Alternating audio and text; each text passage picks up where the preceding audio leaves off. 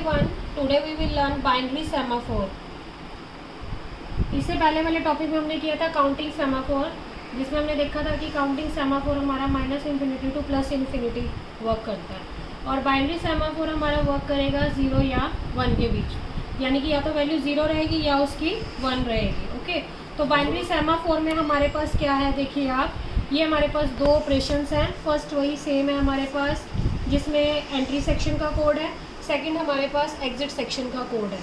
इसमें क्या हो सकता है, सेमाफोर की वैल्यू या तो 0 रहेगी या 1 रहेगी।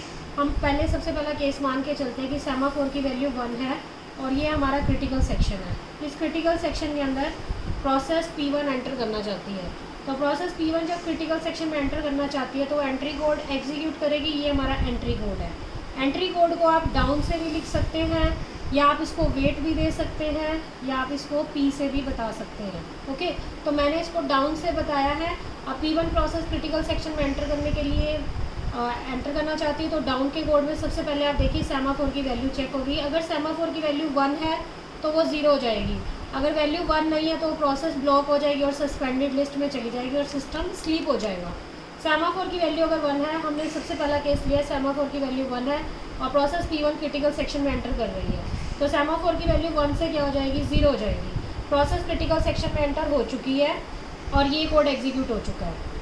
अब प्रोसेस P1 अगर क्रिटिकल सेक्शन में एंटर हो चुकी है तो सेमाफोर 1 था।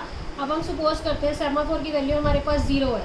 अगर सेमाफोर 0 है तो प्रोसेस P1 क्रिटिकल सेक्शन में एंटर करती है या नहीं करती है, ये हम चेक करेंगे कि ये कोड सक्सेसफुल है या अनसक्सेसफुल जाएगा। जब सेमाफोर 0 है तो P1 इसके अंदर आने के लिए कोड को एग्जीक्यूट करेगा। ये हमारा एंट्री कोड है। Semaphore is not equal to 1, 0 is not equal to 1, तो यहाँ कोड एग्जीक्यूट होगा और इस कोड में ये है block the process and place it in the suspended Q, यानी कि प्रोसेस P1 हमारी कहाँ चली गई है, ब्लॉक लिस्ट में एंटर हो चुकी है। इसका मतलब ये है कि जब तक सेमाफोर 1 है तब तक प्रोसेस क्रिटिकल सेक्शन में एंटर कर सकती है, लेकिन जैसे ही सेमाफोर 0 होगा प्रोसेस हमारी किस में एंटर हो रही है, ब्लॉक लिस्ट में एंटर हो रही है, उसे क्रिटिकल सेक्शन नहीं मिलेगा। अगर सेमाफोर 1 है और प्रोसेस P1 क्रिटिकल सेक्शन में एंटर कर जाती है तो ये ऑपरेशन हमारा कैसा रहेगा, सक्सेसफुल ऑपरेशन रहेगा। अब प्रोसेस P1 क्रिटिकल सेक्शन से बाहर आना चाहती है तो इसका एग्जिट कोड ये वाला एग्जीक्यूट होगा। ये हमारा एग्जिट कोड है जिसे हमने अप से बताया है। इसे हम अप की जगह यहाँ पर हम इसे सिग्नल या S से भी बता सकते हैं। मैंने इसे अप से बताया है। इसमें क्या है, इस कोड में बहुत ही वाइजली कोड है ये वाला। इस कोड में अगर आप ध्यान से देखें, अगर सस्पेंडेड लिस्ट एम्प्टी है, यानी कि कोई भी प्रोसेस सस्पेंडेड लिस्ट में नहीं है, तो सेमाफोर ऑटोमेटिकली 1 हो जाएगा। यानी कि अगर लिस्ट एम्प्टी है तो सेमाफोर अगर 1 होता है तो प्रोसेस क्रिटिकल सेक्शन में एंटर कर सकती है। लेकिन अगर सेमाफोर लिस्ट एम्प्टी नहीं है तो उस प्रोसेस को हम बाहर निकालेंगे और उसे वेकअप कर देंगे, यानी कि वो प्रोसेस क्रिटिकल सेक्शन के बाहर उसकी एंट्री कोड को एग्जीक्यूट करने के लिए रेडी हो जाएगी।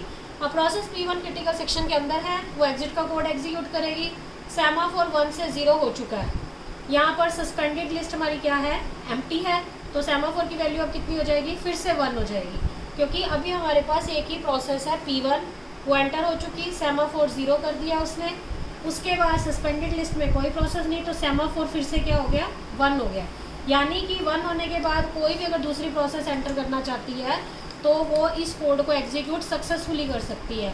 इट मीन्स अगर S1 है तो एंट्री कोड क्या रहेगा, सक्सेसफुल रहेगा, और अगर S0 है तो प्रोसेस क्या हो जाएगी, ब्लॉक्ड हो जाएगी।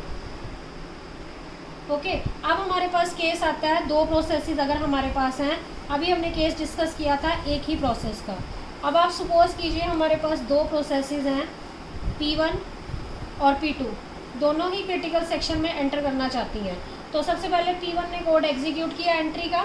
एंट्री कोड जैसे मैं आपको बता चुकी हूँ, सेमाफोर सपोज कर लीजिए 1 है फर्स्ट केस में। ओके, फिर हम इसको 0 से भी कंसीडर करेंगे। सबसे पहले मान के चलते हैं ये 1 है। अगर 1 है तो P1 क्रिटिकल सेक्शन में एंटर करेगी और सेमाफोर कितना हो जाएगा, 0 हो जाएगा। ओके, अब P2 भी क्रिटिकल सेक्शन में एंटर करना चाहती है। जैसे ही P2 इस कोड को एग्जीक्यूट करेगी, सेमाफोर देखेंगे 1 है या नहीं है। सेमाफोर 0 है, 0 इज़ नॉट इक्वल टू 1, तो ये वाला कोड एग्जीक्यूट होगा। इस कोड में है कि P2 किस में चली जाएगी, P2 हमारी ब्लॉक लिस्ट में एंटर कर चुकी है, क्योंकि सेमाफोर की वैल्यू कितनी हो चुकी है, 0 हो चुकी है।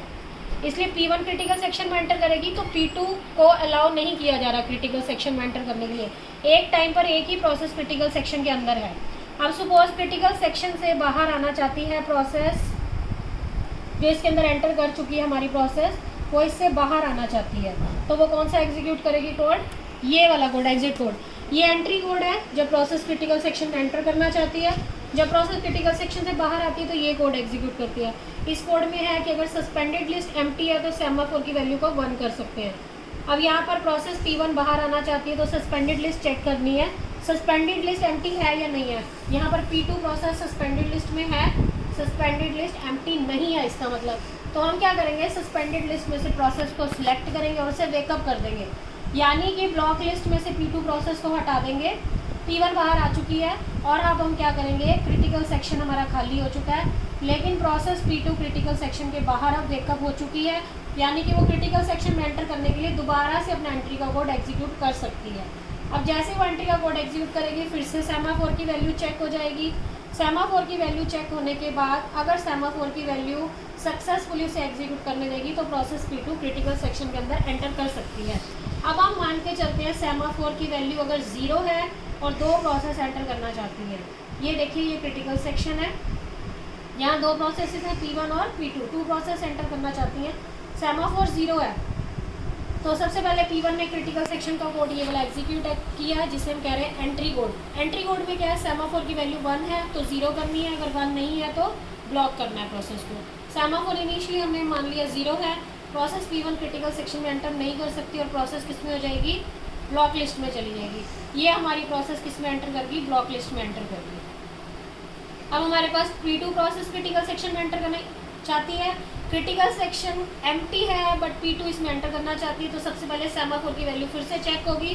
सेमाफोर की वैल्यू 0 है, 0 इज नॉट इक्वल टू 1 और P2 प्रोसेस भी ब्लॉक लिस्ट में एंटर कर जाएगी। इस केस में देखिए आप, जब S 0 है तो ना P1 क्रिटिकल सेक्शन में एंटर कर सकती है ना P2 एंटर कर सकती है। इस कंडीशन को हम बोलते हैं डेडलॉक, यानी कि अगर सेमाफोर 0 है तो ना P1 अंदर गया ना P2 अंदर गया और सिस्टम किस में चला गया, डेडलॉक में। तो इनिशियल कंडीशन क्या होनी चाहिए सेमाफोर की, यह बहुत ध्यान रखना है। अगर सेमाफोर 1 रहेगा, ठीक है, अगर सेमाफोर 1 है तो ही सिस्टम हमारा प्रॉपर सिंक्रोनाइज हो सकता है। एक टाइम पर एक प्रोसेस क्रिटिकल सेक्शन में एंटर करेगी और जब वो प्रोसेस एग्जिट का कोड एग्जीक्यूट करेगी तभी P2 उसके अंदर एंटर कर सकती है। म्यूचुअल एक्सक्लूजन प्रिंसिपल यहाँ पर प्रॉपर फॉलो हो रहा है। Only 1 process is allowed to enter into critical section at 1 time, और S अगर 1 है तो ही सक्सेसफुली एग्जीक्यूट होगा, चाहे 1 प्रोसेस हो चाहे हमारे पास 2 प्रोसेस हो। लेकिन अगर S इज इक्वल टू 0 है तो सिस्टम हमारा डेडलॉक है। ये हमारा है डाउन कोड जिसमें सेमाफोर की वैल्यू 1 है तो 0 करनी है। ये हमारा अप का कोड है जिसमें सेमाफोर की वैल्यू को 1 करना है अगर सस्पेंडेड लिस्ट एम्प्टी है, यानी कि अगर लिस्ट में कुछ भी नहीं है, कोई भी ब्लॉक प्रोसेस नहीं है, तो हम सेमाफोर को 1 करके उसे क्रिटिकल सेक्शन के बाहर वेट करा सकते हैं। ये हमारा है बाइनरी सेमाफोर। इससे पहले हमने किया था काउंटिंग सेमाफोर। तो अगली नेक्स्ट वीडियो में मैं आपको इसकी 3 सिंक्रोनाइजेशन की प्रॉब्लम्स हैं, producer consumer problem, reader writer problem और डाइनिंग फिलोसफर प्रॉब्लम, उसके बारे में डिस्कस करेंगे। तो नेक्स्ट अगला टॉपिक के लिए, वीडियो के लिए मेरे चैनल को ज़रूर लाइक एंड सब्सक्राइब कीजिए ताकि आप अपनी नेक्स्ट वीडियो जो मेरी रहेगी प्रोड्यूसर कंज्यूमर प्रॉब्लम पर, उसके बारे में मैं आपको बताऊंगी कि बाइनरी सेमाफोर की हेल्प से किस तरह से प्रोड्यूसर कंज्यूमर प्रॉब्लम को प्रोसेस सिंक्रोनाइजेशन में सक्सेसफुली कंप्लीट कर सकते हैं। Thank you.